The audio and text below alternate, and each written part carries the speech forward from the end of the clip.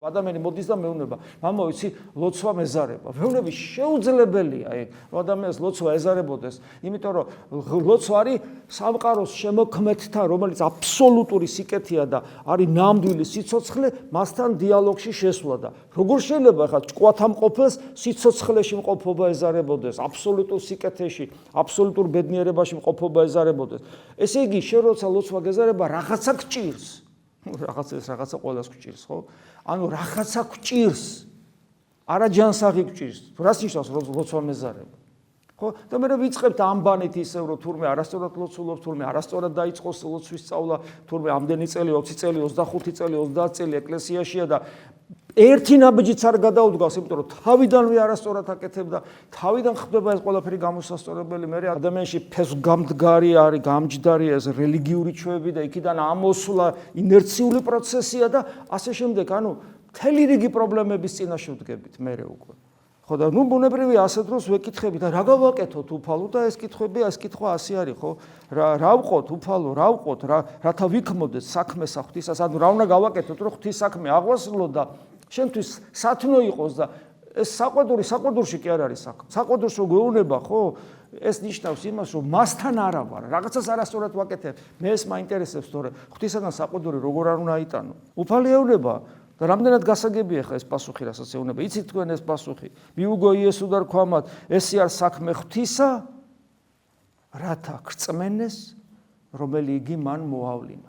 და იცით ეს პასუხი რას შვება? ეს პასუხი აი მიწაზე გვანარცხებს და გვაიძულებს ჩვენი სულიერი ცხოვრება ანბანიდან დავიწყოთ, როგორც სიმონ ახალი ღვთისმეტყველი ამბობს, თუ ადამიანი ეზიარება და ვერაფერს ვერ გრძნობს, ვერ განიცდის.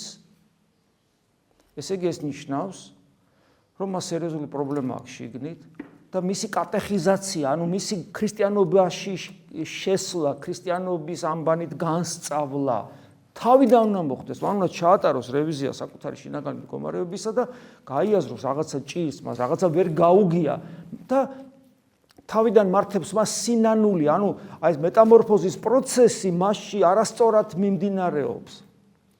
ესე ამბობს სიმონ ახალი ღვთისმეტყველი.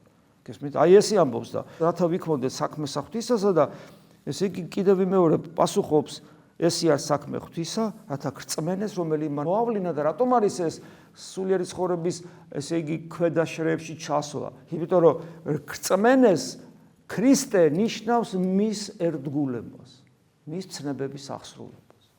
და კვლავ ესე იგი უნდა დავუბრუნდეთ იქ და უფალო აბა რა არის შენი მცნება და როგორ გიერთგულო და ყოველ ნაბიჯში მისი ერთგულება. კვლავ ესე იგი მისი ნებისადმი აბსოლუტური მორჩილება როგორც მასთან ურთიერთობაში, ასევე უმნიშვნელოვანესია მოყვასთან ურთიერთობაში, მასთან ურთიერთობაში გულისხმობს საღვთო განგებულებას, რომელსაც ჩვენ არ ვემორჩილებით, მოყვასთან ურთიერთობაში თავდაბლობის სათნობას, რომელსაც ასევე ვერ ვიღებ და ვერ წარმოგვიდგენი ეს არის და ასე შემდეგ. ანუ